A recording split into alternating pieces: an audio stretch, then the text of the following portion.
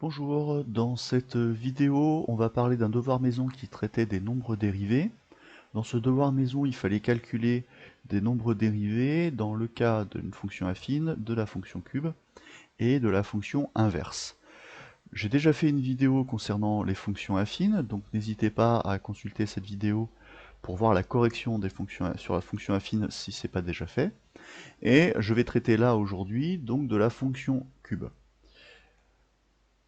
Donc, au niveau de la fonction cube, il y avait deux parties. Il y avait un cas particulier à traiter, et puis ensuite on verra le cas général.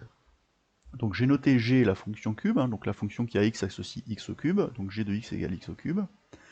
Et on souhaite déterminer donc le nombre dérivé de cette fonction-là au point d'abscisse a égale 4.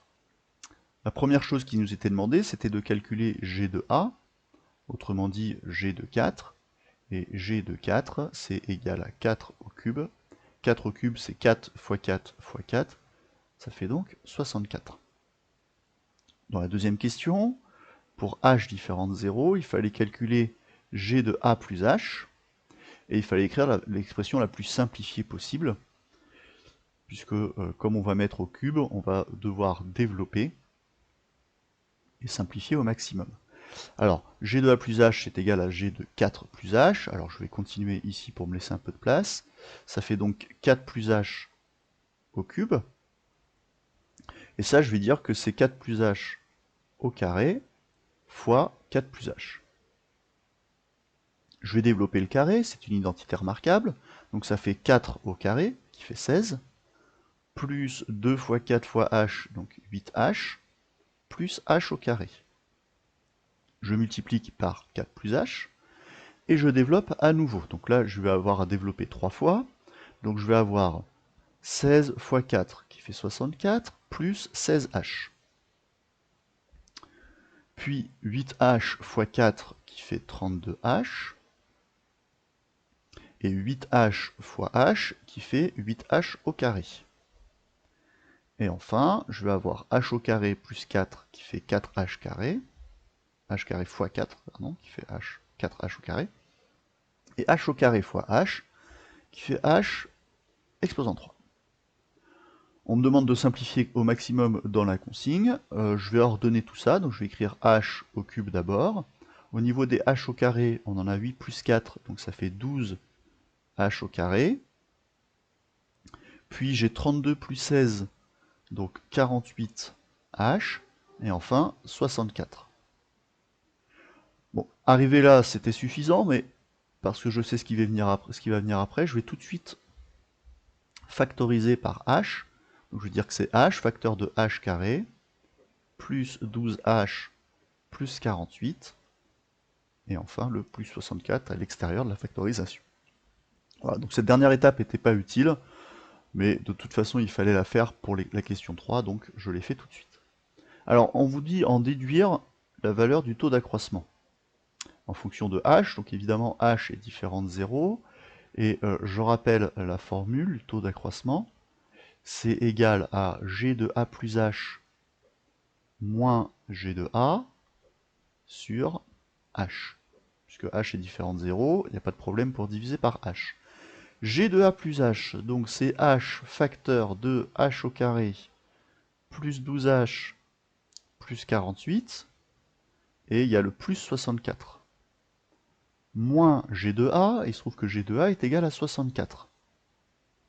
Et tout ça divisé par h. Alors du coup, vous comprenez pourquoi j'ai factorisé par h lors de la question précédente, puisque le plus 64 moins 64 se simplifie, et le h divisé par h ici se simplifie. C'était l'intérêt de factoriser par h, c'était d'obtenir une multiplication par h et de pouvoir simplifier avec la division.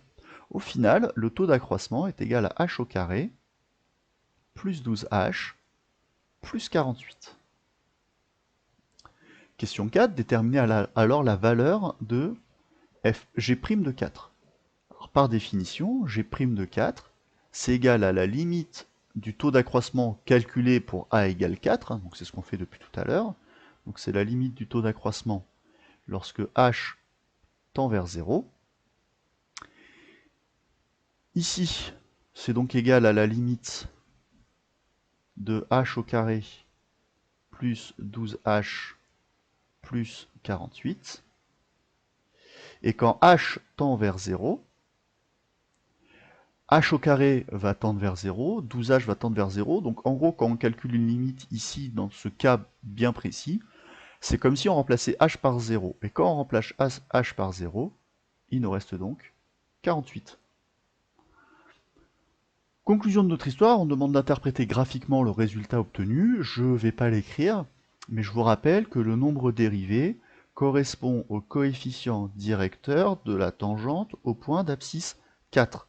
Donc si je dessine très rapidement et très schématiquement la courbe représentative de la fonction cube, donc ça fait un truc comme ça, hop, que je me place au point d'abscisse 4, bon, imaginons que c'est ici, ce que je suis en train de dire, c'est que lorsque je dessine la tangente à la courbe au point d'abscisse 4, cette tangente-là a pour coefficient directeur 48. Donc comment interpréter graphiquement le résultat? Il faut dire que la tangente à la courbe de G au point d'abscisse 4 a pour coefficient directeur 48. La tangente à la courbe de G au point d'abscisse 4 a pour coefficient directeur 48. Voilà, c'est terminé pour ce cas particulier. Voyons maintenant ce qui se passe dans le cas général. Alors, dans le cas général, donc on a toujours notre fonction g, on prend par contre cette fois-ci un point A réel quelconque, et on nous demande de développer et de réduire a plus h pour l'exprimer en fonction de a et h. Donc h est différent de 0, et donc g de a plus h, c'est comme tout à l'heure, hein, c'est la même fonction g, hein, donc c'est a plus h au cube. C'est donc égal à a plus h au carré fois a plus h. Je développe. A plus h au carré, c'est donc a carré plus 2 fois h plus h au carré. Tout ça multiplié par a plus h.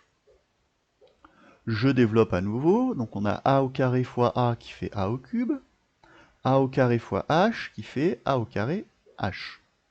Ensuite on a 2ah fois a, donc on va avoir un 2a au carré h, et 2ah fois h cette fois-ci, donc on obtient un 2ah au carré. Puis h carré fois a, et enfin h carré fois h. Donc h au cube. Bien. Au final, si on regroupe les termes ensemble, on va avoir a au cube, plus, ici, regardez, on a 1a au carré fois h, plus 2a au carré fois h, donc ça fait 3 fois a au carré fois h. Ici, on a 2ah carré plus h carré a, donc que je peux écrire une fois a h carré, donc on a 3 a h carré, et enfin, ici, on a h au cube. Comme tout à l'heure, on a vu que quand on va calculer le taux d'accroissement, c'était pratique d'avoir un h en facteur. Donc je vais mettre h en facteur. Il va nous rester 3a au carré, plus 3a h, plus h au carré. Voilà, donc ça, c'est la valeur de g de a plus h. On nous demande d'en déduire le taux d'accroissement. Donc le taux d'accroissement, donc pour h différent de 0, le taux d'accroissement, c'est la même formule que tout à l'heure, c'est g de a plus h moins g de a sur h. Donc g de a plus h, on vient de le calculer, c'est a au cube, plus h facteur de 3a au carré, plus 3ah, plus h au carré. Et g de a, on ne l'a pas calculé, mais on sait que la fonction g, c'est la fonction cube, donc g de a, c'est simplement égal à a au cube. On constate donc que a au cube moins a au cube se simplifie. Et lorsque je vais évidemment terminer mon calcul en divisant par h, on va avoir ici le h en facteur qui se simplifie avec le h d'en bas. H est différent de 0, donc on peut simplifier par h sans problème. Au final, le taux d'accroissement est égal à 3a au carré, plus 3ah, plus h au carré. Si je veux calculer g' de a, il suffit d'utiliser la définition. G' de a, c'est la limite du taux d'accroissement lorsque h tend vers 0. Je vous rappelle que là, pour un calcul aussi simple que ça, quand h tend vers 0, il suffit de remplacer h par 0. En spécialité maths, en terminale, on apprend davantage à faire des calculs sur les limites. Pour l'instant, vous avez juste ça à retenir en première. Si je veux calculer la limite de ce truc-là lorsque h tend vers 0, il me suffit de remplacer h par 0. Donc là, ça fait 0, là, ça fait 0. Il reste donc 3 fois a au carré. Et ça y est, j'obtiens ma formule générale qui me dit que pour n'importe quel réel a, le coefficient directeur de la tangente à la courbe de la fonction cube est égal à 3a au carré. Si on veut vérifier nos calculs précédents, tout à l'heure on a calculé g' de 4, ça fait donc 3 fois 4 au carré, ce qui fait donc 3 fois 16, et on retrouve le 48 qu'on avait trouvé précédemment. Voilà. L'avantage d'avoir cette formule générale maintenant, c'est que plutôt que de faire tout ce calcul-là constamment, il suffira simplement de remplacer a par la valeur qui nous intéresse, et on trouvera donc la valeur du nombre dérivé, qui est donc le coefficient directeur de la tangente. Voilà, c'est terminé pour cette vidéo et pour la fonction cube. J'ai été un peu vite, ça reste que du calcul, c'est juste un peu de technique, du développement, un peu de factorisation. N'hésitez pas à poser vos questions si toutefois il y a des étapes qui étaient allées un peu trop vite, et j'y répondrai sans problème. Merci à tous, bon courage et à bientôt. Au revoir.